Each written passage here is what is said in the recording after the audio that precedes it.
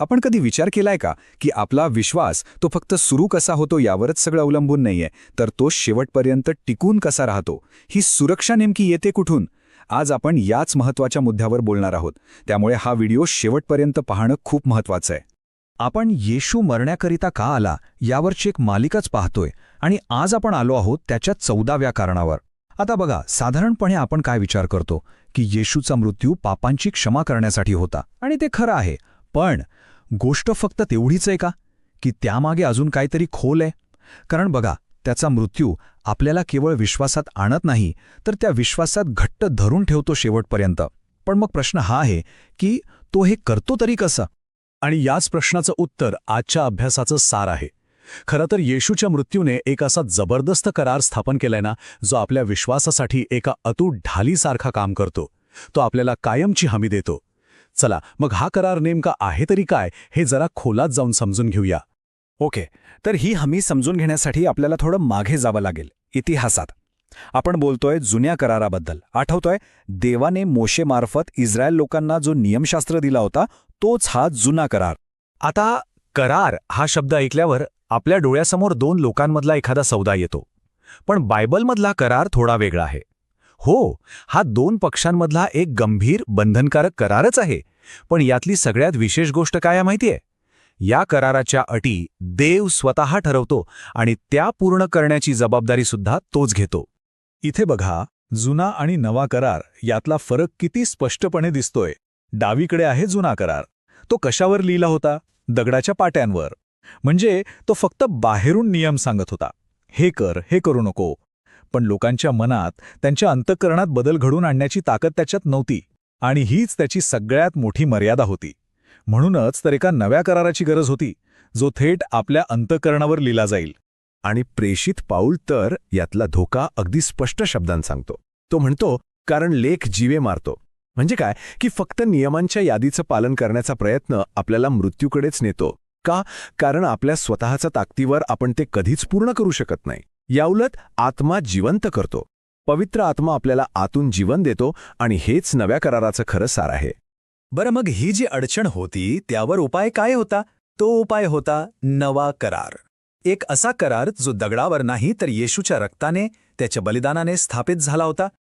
हे बघा, स्वतः प्रभू येशू काय म्हणतो? हे माझ्या कराराचे रक्त आहे. म्हणजे त्याचा मृत्यू हा त्या नव्या करारावरचा एक प्रकारे शिक्का आहे. जसं आपण एखाद्या महत्त्वाच्या करारावर सही करतो ना, तसंच येशूने त्याच्या रक्ताने या कधीही न तुटणाऱ्या करारावर सही केली आहे. आणि म्हणूनच या करारातली सगळी वचनं आपल्यासाठी खरी ठरतात. आणि म्हणूनच इब्रिकराच्या पुस्तकात येशूला नव्या कराराचा मध्यस्थ असं म्हटलंय. मध्यस्थ म्हणजे काय? जो दोघांना जोडतो. येशू देव आणि आपल्यामध्ये उभा राहतो आणि स्वतःच्या मृत्यूच्याद्वारे हा अतूट करार प्रत्यक्षात आणतो. ठीक आहे, तर येशूच्या मृत्यूने हा नवा करार तर स्थापन झाला, पण या करारामुळे आपल्याला मिळतं तरी काय? या करारात दोन खूप मोठी अद्भुत वचनं आहेत. यातली पहिली गोष्ट म्हणजे आपल्या पापांची संपूर्ण क्षमा, आणि दुसरी गोष्ट म्हणजे आपल्याला मिळणारं टिकणारं आत्मिक सामर्थ्य. याला सोप्या भाषेत सांगायचं तर आपल्या भूतकाळातल्या चुकांची पूर्ण माफी आणि भविष्यात देवाच्या इच्छेनुसार जगण्यासाठी लागणारी खरी ताकद. आणि हे काहीतरी नवीन नाहीये. यिर्मया संदेष्टाने शेकडो वर्षांपूर्वीच याची भविष्यवाणी केली होती. नव्या कराराबद्दल देव काय म्हणतो बघा, मी त्यांच्या अधर्माची क्षमा करीन आणि त्यांच्या पापांचे स्मरण पुन्हा करणार नाही. विचार करा, देव फक्त आपली पापं माफ करत नाही, तर तो ती विसरून जातो.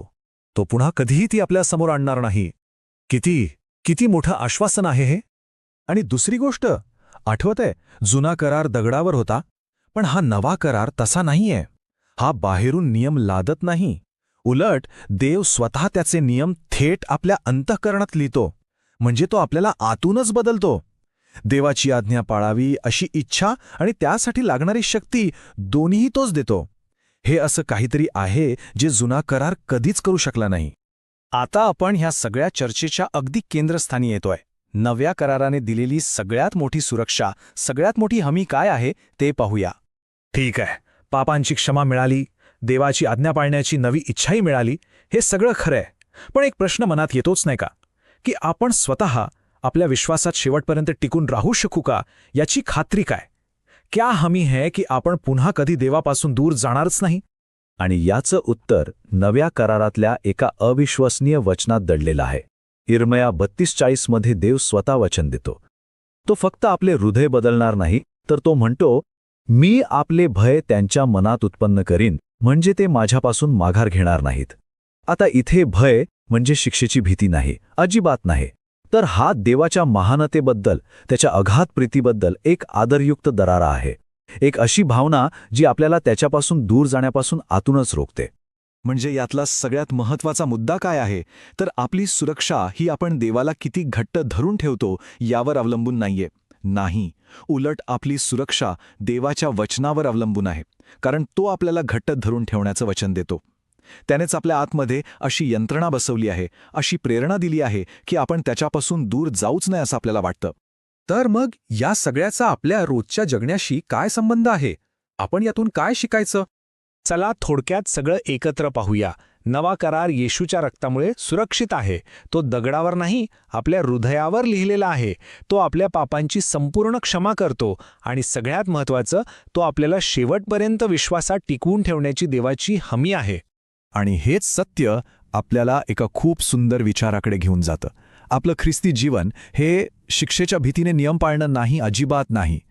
तर येशूच्या मृत्यूमुळे आपल्याला जी कधीही न तुटणारी सुरक्षा मिळाली आहे, त्याबद्दलच्या कृतज्ञतेतून, त्याबद्दलच्या प्रेमातून आनंदाने देवाची आज्ञा पाळणं आहे. हीच सुरक्षा आपल्या प्रत्येक चांगल्या कामाचा, प्रत्येक आज्ञापालनाचा पाया आहे.